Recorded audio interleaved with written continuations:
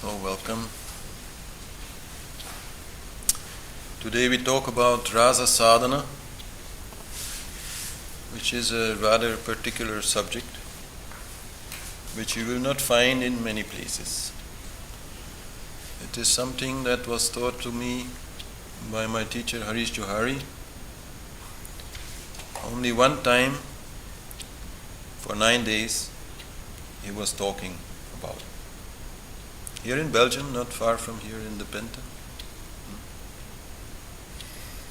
And I have really searched for other teachers on this subject and for information about this particular sadhana, this particular spiritual exercise in Vedic scripture, but I have not been able to find it.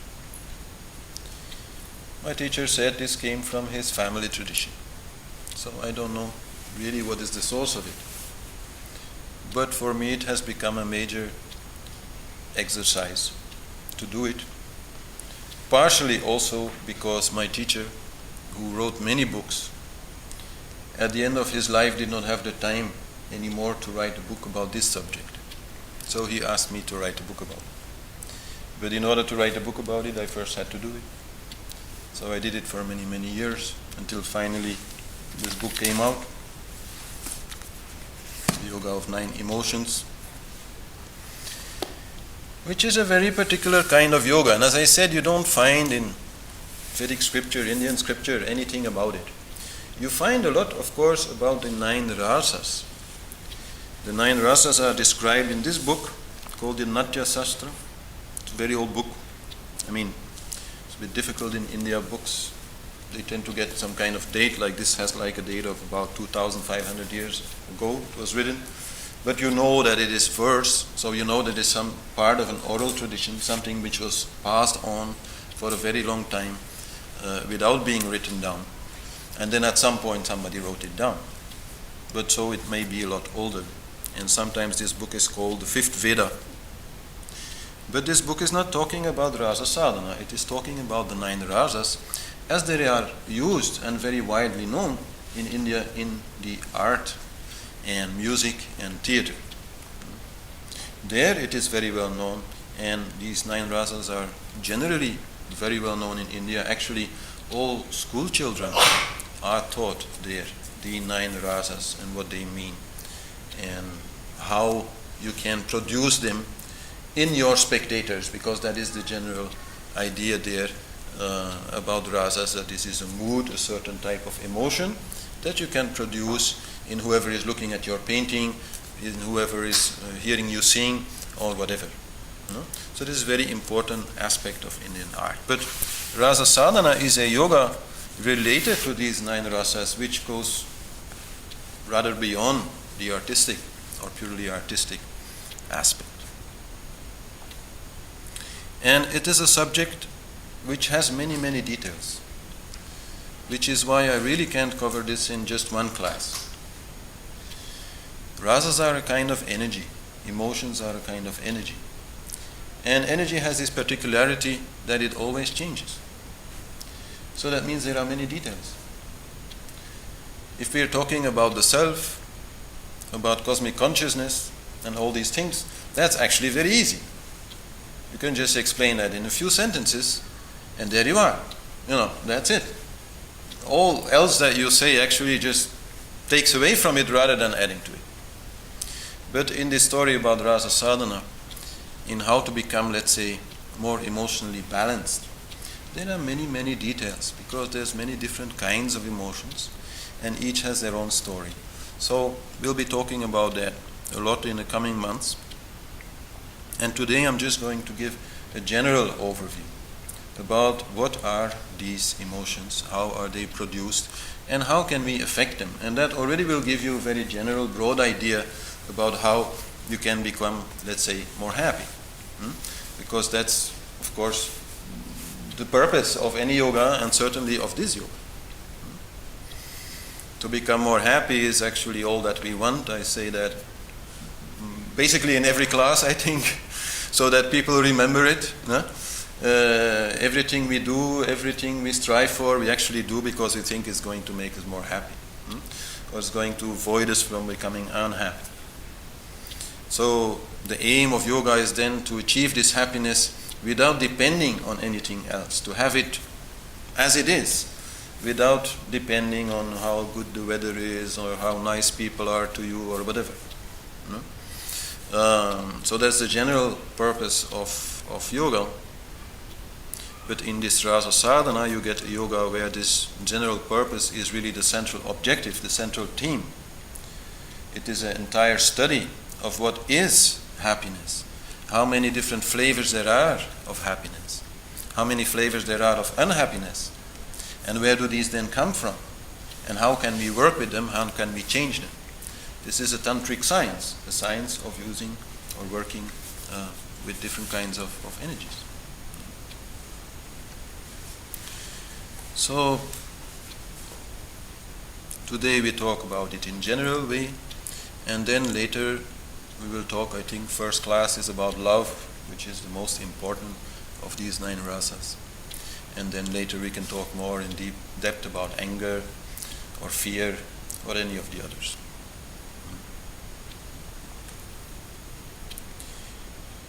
It is important to understand that understanding emotions is just one part of learning how to master them.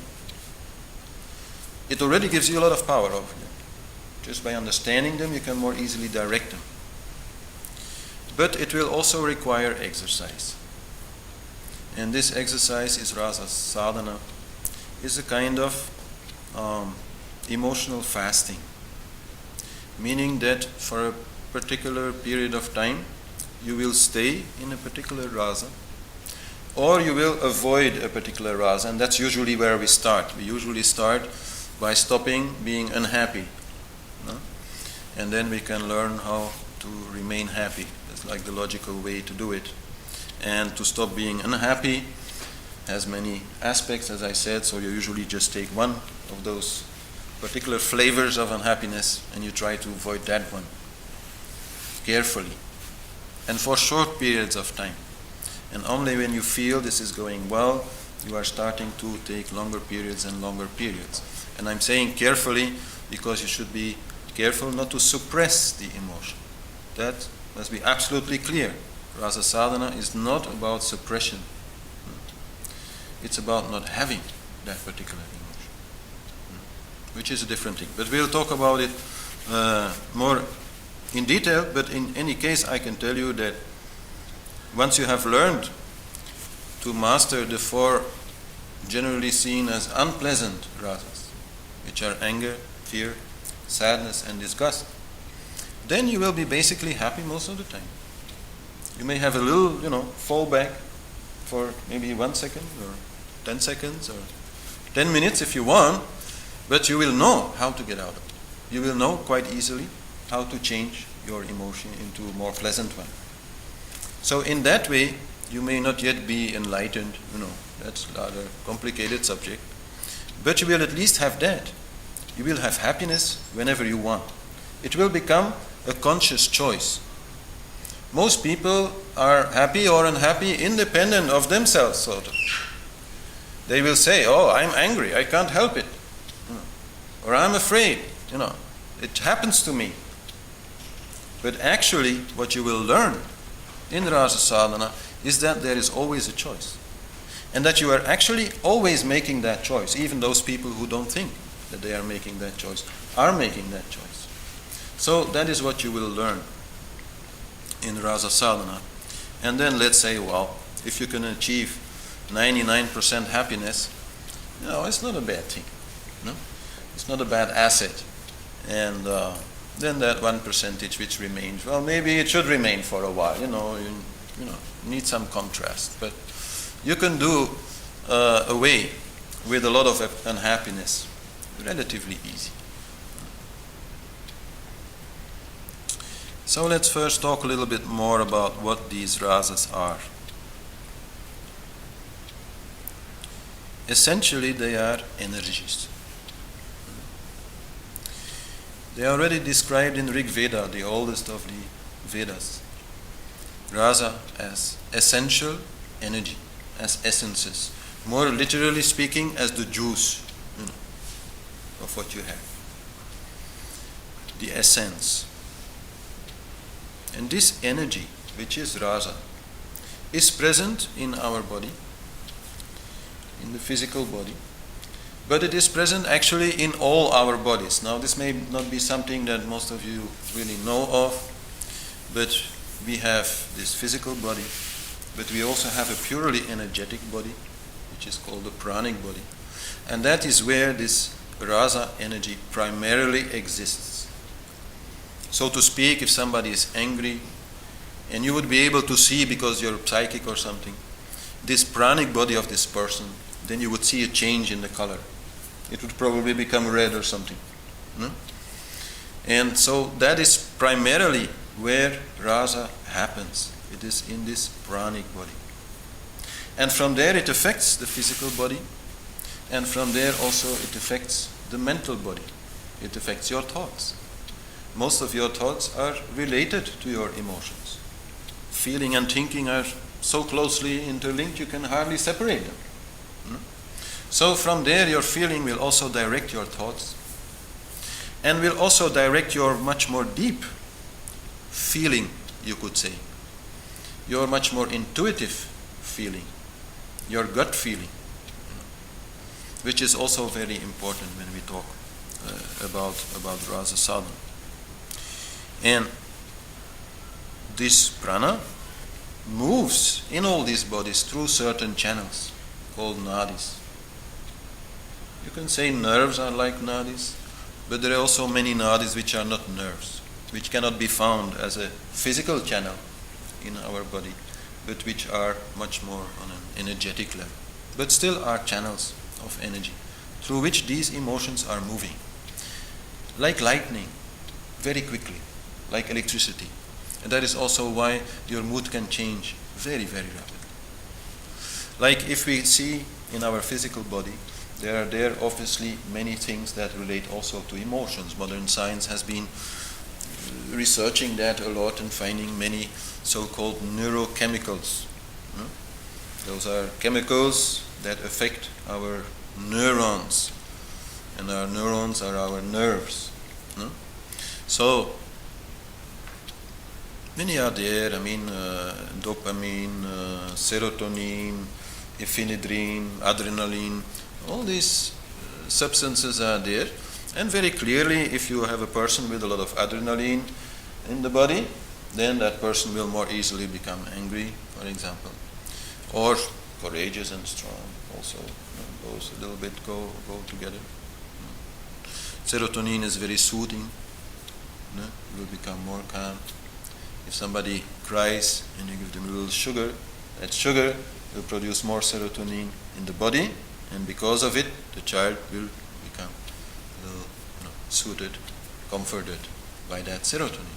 So clearly our emotions also have an effect in our body. And what is quite fantastic actually is that there is another translation of the word rasa in Sanskrit, which is very important, and that is rasa as the blood plasma. If you look in Ayurveda, then they have all these Sanskrit names for organs and things, and one of them is rasa as blood plasma. And if you then see from modern science today where these neurotransmitters primarily play a role, then it is in the blood plasma, in the juice, in the essence of our blood. If you take out the blood cells and the blood plates or whatever they're called, you have some watery liquid where there are nutrients and neurotransmitters. That is the rasa, that is our juice. So they already knew that relationship. They call it the essence of life, the blood plasma. The not liquor, how you say that, elixir of life. Liquor is something else. So they already knew that. But quite clearly, that game cannot change in a second. If your body is full of adrenaline and you're getting angry, then not suddenly this anger will go and this adrenaline will go. No. That is quite slow. That will take minutes, that will take hours maybe, before those levels are really again reduced to a more normal level. So it is on the level of the pranic body, on the energy body, that the energy can change, and from that the mood change, and then slowly the body will follow. So that's a clear demonstration that our moods and emotions are not just about neurotransmitters, are not just about what happens in our physical body. Now another thing, which I actually explained I think already in last class also, but is very important in this story, is the existence in our brain of neural patterns. I've explained it shortly ago, but okay, I'll do it again for those who weren't there. Neural patterns are connections between nerve cells. Nerve cells talk to each other using electricity, but this electricity is not jumping from one cell to the other. It's like a little thread going from the one cell to another, and through that thread the electricity goes. And surprisingly, the more you use one of these particular channels, the thicker it becomes. And the thicker it becomes, the more easy the energy goes through, so the more you are going to use it.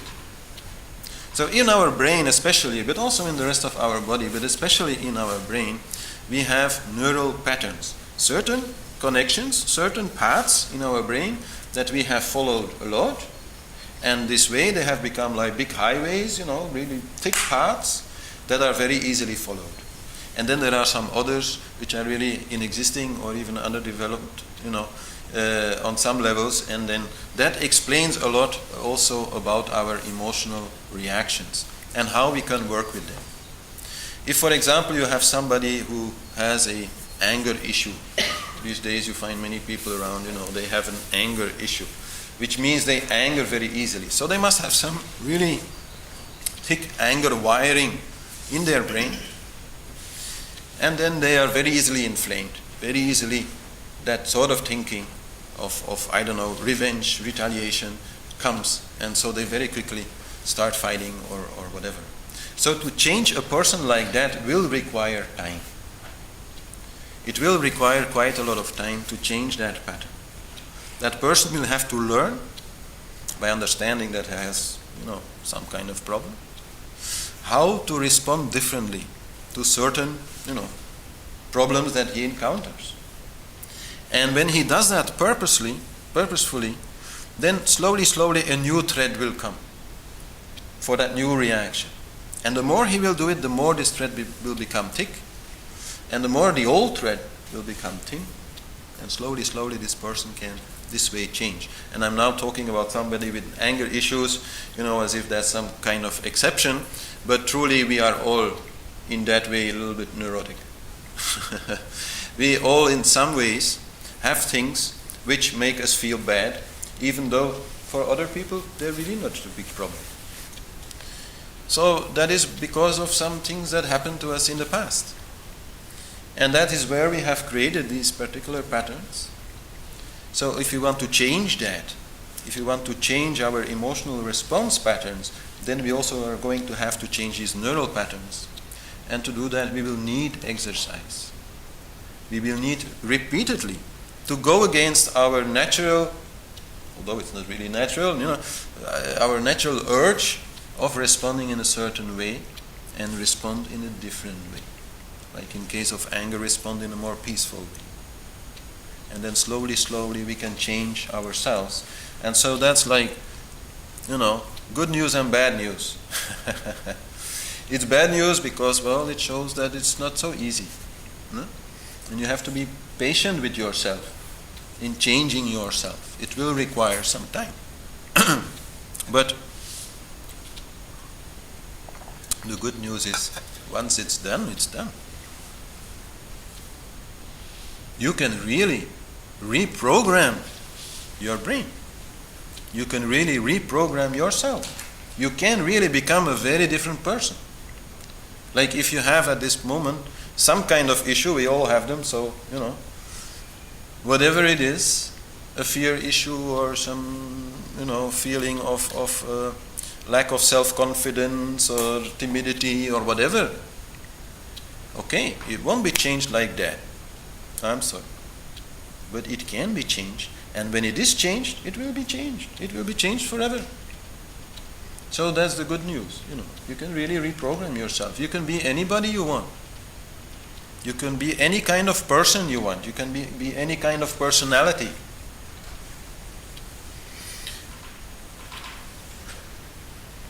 But there is a certain inertia in the body. I already explained it on the level of the neurotransmitters. No? There is an inertia, but there you have something which is still, responding quite rapidly. And then you have an inertia here in your brain and in your neural patterns, which is really quite slow to respond. Inertia. So that is, important to know. And like, let's say on the level of the body, for example, you can imagine somebody in the morning having a fight with his wife. Okay, fight goes on, they make peace again, but okay, time to go to work, he goes to work, and then somebody else is, picking a fight with him, and the guy is reacting in a way that is totally out of proportion. So that his colleagues will say, okay, he did something wrong, but why did you react like that? Why does it, come out so strongly? And then he say, well, yes, this morning I had a fight with my wife, so I'm still a little bit, tense. And that is what I mean, that you have to learn. If you work with your own emotions, you have to understand. Once you have been in a particular emotion in a strong way, it will not go just like that. But then we will see there are many things that you can do to change those patterns, to change your biochemistry. There are many things that you can do. So all that is there, but this, so to speak, bioelectric soup is not the only cause of our feelings and emotions. Modern day scientists very often kind of try to prove that point. They say, all our feelings, emotions, ideas, even, philosophies, spiritual experiences, are just some imaginations as a result of this bioelectrical soup. That is absolute nonsense. That is putting the wagon before the horse. They are just reactions. They are responses of the body. The body also, has feeling. Sure. The body has also feeling. It affects your thoughts. Yeah. What you eat affects your thoughts. That must be very clear. But thoughts, emotions, feelings, they also come from much deeper. And first of all, they come from this energy body, this pranic body, which is a very important part of it. And what is particular about the pranic body is that there the energy changes quite naturally. One particular kind of energy cannot stay very long. It has to change naturally. There are like cycles in our pranic energy, in our electric charge, you could say. If you have been very active for a while, because your energy is very active, then naturally at some point the energy will become a little bit less and you will become more tired. In some cases that may create an unhappy feeling. If you don't recognize it as such, and if you don't say, now I've been working so much, now just let's relax. And then immediately you can feel better. But if you resist it, if you still, because you planned it, want to go on working, even though your energy is not really up to it anymore, then you're going to feel unhappy. And then there's the body of mind, body of thought. Very easily changes. Very easily. That's just mind. Mind is a monkey. It jumps from here to there. So it changes very easily. You can be really feeling very unhappy, and then somebody comes at your door who is really like a good friend, and it's changed. Just a few words, just seeing his face, energy change in mind. Body may take a little while longer. If the guy only stays 5 minutes and he goes out again, you're again feeling bad because the energy is still in your body. That particular rasa is still in your body. But on the level of mind, on the level of your consciousness, on the level of your thoughts, change can be very, very quick. So, and then as I said, there is the more deep level even, called Vijnanamaya Kosh, the body of concepts, the body of stored memories, the body of stored past frustrations, fears, and so on, your subconscious mind. That actually is the most essential one. If that one starts feeling unhappy, then it is the most the most difficult to change. If that one is feeling good, then very difficult to become unhappy, even if your leg's hurting a little or it's a little cold or whatever. So, Rasa Sadhana may be working on all these bodies, but primarily the main change will be in the subconscious mind. There the real change will happen. There the change that will never again change will happen. There we will really be working in Rasa Sadhana. And then even deeper than that, there is the self. In a layer of bliss, called Anandamaya Kosh.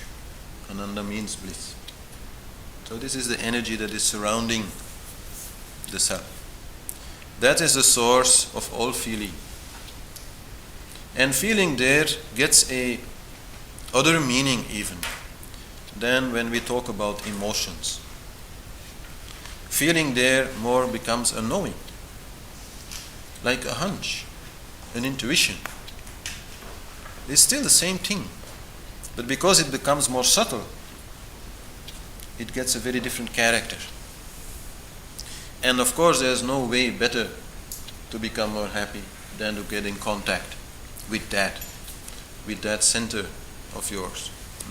That's not so much the subject of today, that's more a general yoga subject. But needless to say, it's really very important to work with that.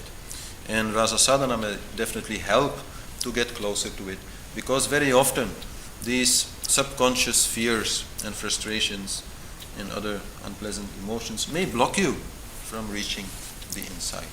So if you can release that, it's more easy to become more in touch with yourself.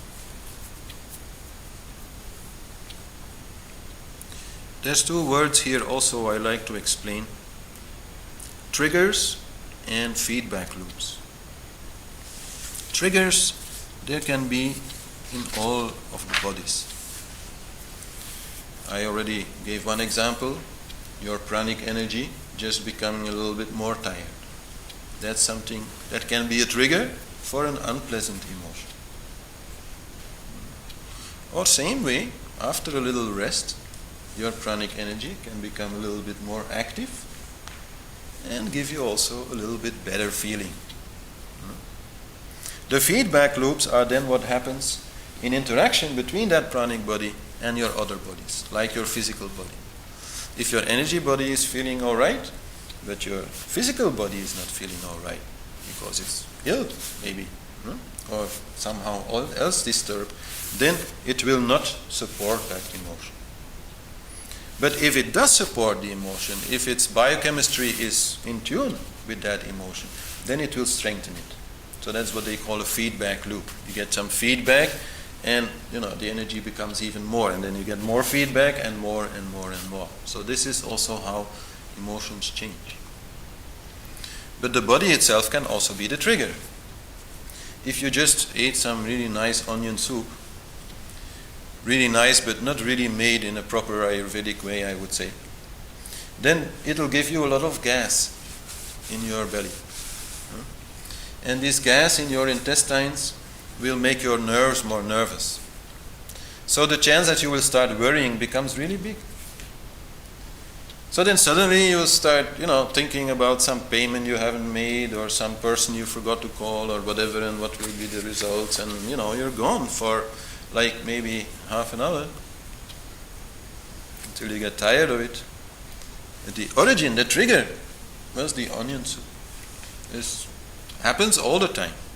All the time. People have no idea, we will talk about it more, how food can affect their emotions.